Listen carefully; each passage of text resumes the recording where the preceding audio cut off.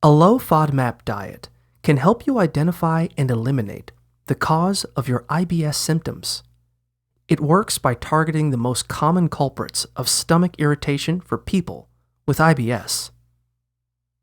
FODMAP stands for fermentable oligosaccharides, carbohydrates found in wheat, rye, beans, garlic, and onions.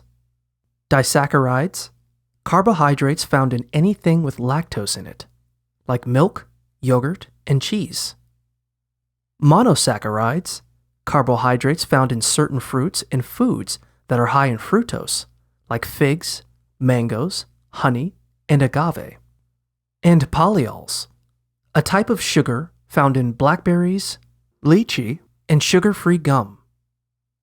Start the low FODMAP diet by eliminating all of these foods from your diet for 4 to 8 weeks. This will give your gut time to heal. Then, introduce one food group from the acronym back into your diet at a time.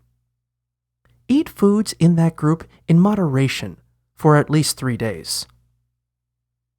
If your IBS symptoms return, you're likely sensitive to that food group and should avoid it in the future. After testing one food group, move on to the next and eat foods in that group for at least 3 days. Repeat with all of the food groups included in the diet to determine which foods are triggering your IBS and should be avoided.